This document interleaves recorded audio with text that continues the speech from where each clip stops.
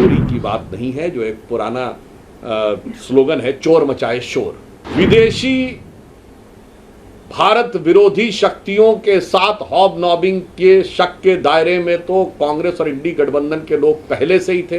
अब विदेशी घुसपैठियों के द्वारा भारत के लोकतंत्र पर डाका डालने का यह प्रयास इंडी गठबंधन के द्वारा किया जा रहा है। नेता प्रतिपक्ष की मर्यादा को तार तार करने वाले Shri Rahul Gandhi ji, a perpetual youth of Indian politics who is consistently demeaning and degrading all the constitutional institution। नेता प्रतिपक्ष की मर्यादा को तार तार करने वाले Shri Rahul Gandhi ji, a perpetual youth of Indian politics who is consistently demeaning and degrading all the constitutional institution, a new avatar of Goebbels, is now trying to put forth his frustration of losing power by making an unnecessary, uncalled for and totally false allegation on election commission। मैं श्री राहुल गांधी जी से पूछना चाहता हूं कि बिहार में सिर्फ तथ्य के आधार पर पूछना चाहता हूं। पॉइंट नंबर 1, बिहार में 1 सितंबर तक जिस को आपत्ति है कि उसके कागज नहीं सही ढंग से प्रस्तुत हुए हैं, वो चुनाव आयोग को अपना आवेदन देकर अपना नाम जुड़वा सकता है। आज 10 दिन हो गए। इंडी गठबंधन के कुल बूथ लेवल एजेंट 1,60,000 है। आप 62 लाख को अगर डिवाइड करिए 10 से तो 6,20,000 आता है, और 6,20,000 को 1,60,000 से डिवाइड करिए तो 4.5 के लगभग आता है। यानी केवल 4 से 5 वोटरों का वेरिफिकेशन यदि एक दिन में इंडी गठबंधन के एक बूथ लेवल एजेंट ने किया होता तो अब तक सब कुछ साफ हो गया होता। यह है झूठ की इमारत पर खड़ा हुआ मिथ्या आरोप। आप औपचारिक रूप से कोई चीज वेरीफाई नहीं कर रहे हैं, न चुनाव आयोग को तकनीकी दृष्टि से जो संवैधानिक रिक्वायरमेंट है उस चीज को करने का वो नहीं कर रहे हैं, और आकर प्रचार कर रहे हैं। दूसरा बिंदु, वो बेंगलोर सेंट्रल की सीट के बारे में बात कर रहे हैं, तो मैं पूछना चाहता हूं वो 1 लाख उनके पास आए कहां से अगर चुनाव आयोग का डाटा नहीं था तो? दूसरा, उन्होंने किसको जारी किया है वो 1 लाख लोगों की सूची? क्या मीडिया को जारी किया है? क्या जनता को जारी किया है? क्या सांसदों को जारी किया है, या चुनाव आयोग को दिया है? दूसरा, मैं कांग्रेस पार्टी और इंडी गठबंधन में पूछना चाहता हूं, श्री राहुल गांधी जी, आप एक ही कॉन्स्टिट्यूएंसी में इतने सेलेक्टिव कैसे हो जाते हैं? उसी बेंगलोर सेंट्रल कॉन्स्टिट्यूएंसी में आप वो विधानसभा दिखा रहे हैं जहां बीजेपी ने लीड किया है, 2 विधानसभाएं चामराजपेट और शिवाजी नगर, जहां कांग्रेस को 60% से अधिक वोट मिला है, वहां पर बढ़े हुए मतदाता क्यों नजर नहीं आ रहे? क्योंकि वहां एक विशेष वर्ग की संख्या अधिक है, माइनॉरिटी डोमिनेंस है, या फिर आपको इस विषय में पता ही नहीं है? और मैं पूछना चाहता हूं, कर्नाटक में आपकी सरकार है, आपके चीफ मिनिस्टर प्रेस कॉन्फ्रेंस क्यों नहीं कर रहे हैं? डेप्यूटी सीएम प्रेस कॉन्फ्रेंस क्यों नहीं कर रहे हैं? यदि आप ये चाहते हैं कि सरकार के द्वारा नहीं हो, यद्यपि आप स्वयं नेता प्रतिपक्ष के रूप में कैबिनेट मंत्री का दर्जा पात्र हैं, यानी आप स्वयं सरकार की दृष्टि से सरकार के एक हिस्से हैं, क्योंकि आप कई कमेटीज में भी हैं, परंतु पार्टी से कराना हो तो पार्टी का प्रदेश अध्यक्ष क्यों नहीं कर रहा है? आपके राष्ट्रीय अध्यक्ष आदरणीय खड़गे जी सबसे वरिष्ठ नेता हैं और वो कर्नाटक के हैं। शायद इसलिए वो नहीं कर रहे हैं कि उन्हें हकीकत पता है, और या फिर राहुल गांधी जी ये साबित करना चाहते हैं कि कर्नाटक राज्य के संदर्भ में ही उन्हीं की पार्टी के सीएम, डिप्टी सीएम, प्रदेश अध्यक्ष और राष्ट्रीय अध्यक्ष से ज्यादा ये राहुल गांधी जी को पता है, या ये उनके लिए निरंतर लॉन्च होने वाली, जैसे भारत ने एक बार में 100 सैटेलाइट लॉन्च करके एक दिन में रिकॉर्ड बनाया था, पर राहुल गांधी जी के निरंतर असफल लॉन्चिंग के प्रयास में किए जाने वाली छटपटाहट का ये एक और प्रयास मात्र है। दूसरा, मैं पूछना चाहता हूं, अगर ईमानदारी से क्या इस सीट की जांच नहीं होनी चाहिए? यदि बिहार में कई विधानसभा क्षेत्रों में अचानक रेजिडेंसी के लिए लाखों की संख्या में लोगों ने पिछले 5 महीने में आवेदन किया है, और मैं कांग्रेस पार्टी और राहुल गांधी से पूछना चाहता हूं, आप महाराष्ट्र के बारे में कहते हैं कि 4% वोटर बढ़ा, तो महाराष्ट्र की एक लोकसभा है धुले, जिसमें 6 विधानसभाएं हैं, 5 विधानसभाओं में भारतीय जनता पार्टी 2024 के लोकसभा में सारी 5 जीती। कुल जीत थी 1,90,000। और एक विधानसभा में कांग्रेस गठबंधन को कितना वोट मिला? 1,94,000। और उस विधानसभा का नाम है मालेगांव सेंट्रल। ये वही मालेगांव जिसकी पिछले दिनों में आपने बहुत चर्चा सुनी हो। एक विधानसभा में 1,94,000 और कांग्रेस और राहुल गांधी जी जवाब दें, उस मालेगांव में 43% नए वोटर बने, 43.5% न्यू वोटर्स। क्या इन बातों की जांच नहीं होनी चाहिए? या हम सीधी बात कहें कि जिस प्रकार की बातें इंडी गठबंधन और कांग्रेस पार्टी कर रही है वो चोरी की बात नहीं है, जो एक पुराना स्लोगन है, चोर मचाए शोर। वास्तविक अर्थों में आज विदेशी भारत विरोधी शक्तियों के साथ हॉबनॉबिंग के शक के दायरे में तो कांग्रेस और इंडी गठबंधन के लोग पहले से ही थे। विदेश में जाकर भारत विरोधी एनजीओज और भारत विरोधी नेताओं से मिलने के प्रमाण तो राहुल गांधी जी के पहले से ही थे।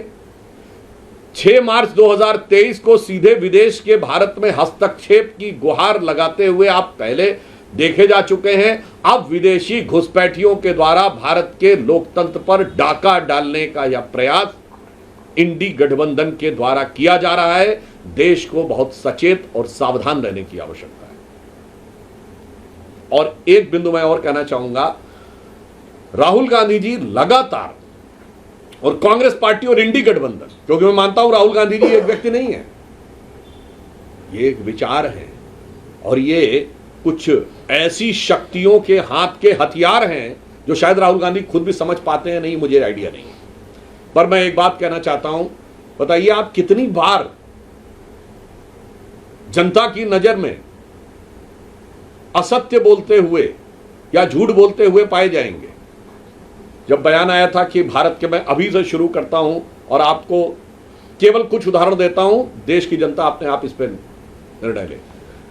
अभी भारत के एयरफोर्स चीफ ने कहा कि हमने 6 विमान गिराए थे। ये क्या बोले थे कि भारत के कितने विमान गिरे? आज साबित हो गया एयरफोर्स चीफ के बाद, यह इस मामले में झूठे साबित हुए। पॉइंट नंबर 2, भारत के साथ अमेरिका की जो डील हुई, इन्होंने कहा था कि अमेरिकी राष्ट्रपति का बयान सही है, तो इसका मतलब वो सो कॉल्ड युद्ध विराम, जो युद्ध विराम कभी नहीं था, वो किस लिए हुआ था? क्योंकि ट्रेड डील हुई थी। अब तो साबित हो गया कि डील नहीं हुई थी। यहां पे पुनः, और ये भ्रम, असत्य और झूठ की इतनी लंबी श्रृंखला है। मैं लोगों को याद दिला देना चाहता हूं कि अगर जनता को थोड़ी सी विस्मृत हो गई हो तो वो इनका कैरेक्टर देख लें। इन्होंने राफाल को लेकर झूठ बोला था, राफाल को लेकर हुए नारे को लेकर सुप्रीम कोर्ट के जजमेंट पे झूठ बोला, वो साबित हुआ। इन्होंने कहा था LIC बर्बाद हो गया, LIC को पिछले साल 44,000 करोड़ का फायदा हुआ है। इन्होंने कहा था स्टेट बैंक बर्बाद हो गया, याद करिए 77,000 करोड़ का फायदा है। इन्होंने कहा था HAL बर्बाद हो गया, HAL को 8,000 करोड़ का फायदा हुआ है और 81,000 करोड़ के उनके पाइपलाइन में, which is an all time high. यानी जिसके लिए आपने कहा कि ये बर्बाद हो गया है वो सब ऑल टाइम हाई है। अब उसके बाद अगर आप फिर भी ना समझना चाहें तो जिस इकोनॉमी को आप डेड इकोनॉमी कहने में हिचक नहीं रहे हैं, वो आपकी मेंटल स्टेट को दर्शाता है।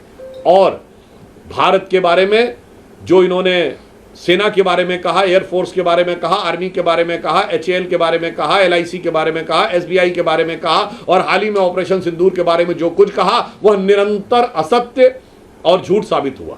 तो मैं एक पंक्ति में कहना चाहूंगा, एक दौर था जब इस देश में महात्मा गांधी ने एक किताब लिखी थी, माई एक्सपेरिमेंट विद ट्रुथ, सत्य के साथ मेरे प्रयोग। और आज हम देख रहे हैं उन्हीं के एकमेव स्वयंभू उत्तराधिकारी होने का दावा करने वाले श्री राहुल गांधी जी का असत्य का भयानक रोग। मैं माई एक्सपेरिमेंट विद अनट्रूथ इसलिए नहीं कह रहा हूं क्योंकि माई एक्सपेरिमेंट विद अनट्रूथ भी एक किताब है जो माइकल एंडरसन की लिखी हुई है, मगर यहां पर अगर आप देखें तो that was my experiment with truth and this is a disastrous experiment with untruth. वहां महात्मा गांधी थे जो सत्य के साथ प्रयोग था, यहां असत्य का भयानक रोग है। इसलिए हम कांग्रेस पार्टी और इंडी गठबंधन से कहना चाहते हैं कि संवैधानिक दृष्टि से, कानूनी दृष्टि से आपके पास जो रास्ते हैं उसको आप क्यों नहीं अप्लाई कर रहे हैं? और भारत विरोधी भ्रामक दुष्प्रचार के द्वारा अगर भारत में अस्थिरता उत्पन्न करने का प्रयास कर रहे हैं तो भारत की सजग जनता उसे कभी भी सफल नहीं होने देगी। सर, कल कांग्रेस पार्टी मार्च भी करने जा रही है इस पूरे मामले को लेकर, क्या कहना? मुझे लगता है कि उन्हें पहले 1 सितंबर तक उनके पास वक्त है, तो उन्हें आवेदन देने चाहिए। मैंने उत्तर दे दिया है। उनके 1,60,000 बूथ लेवल एजेंट क्या कर रहे हैं? अभी मार्च की बात करते हैं तो मैं पूछना चाहता हूं, महाराष्ट्र का चुनाव हुआ, 1 लाख बूथ थे महाराष्ट्र में, कितनी कंप्लेंट्स हैं? 89। और वो कह रहे हैं कि अगर ऐसा हुआ 6 बजे के बाद वोटिंग हुई, ये हुआ, आज वो इसकी बात कहते हैं। तो मैं पूछना चाहता हूं, आपके जो एजेंट थे उन्होंने साइन क्यों किया था? आपके बस्ता लगाने वाले भी तो बूथ के बाहर बैठे होंगे, उनमें से किसी ने कंप्लेन की? उसमें बूथ के अंदर वीडियो नहीं बनाया जा सकता, सड़क पे तो फोटो खींची जा सकती है। कितने लोगों ने फोटो खींच के सोशल मीडिया पे डाली कि देखिए इतनी लंबी लाइन लगी हुई है 7 बजे के बाद, कितना वीडियो अवेलेबल? इसीलिए मैंने कहा गांधी जी का सत्य के साथ प्रयोग, इनका असत्य का भयानक रोग। सर, आपने आईएएफ चीफ की बात करी, आईएएफ चीफ ने जो स्टेटमेंट दी है उसके बाद कांग्रेस के बहुत से लीडर, चाहे वो इमरान मसूद हो, उदित राज हो, उनका कहना ये है कि वो टाइमिंग का क्वेश्चन कर रहे हैं कि 3 महीने बाद आपकी स्टेटमेंट आई है।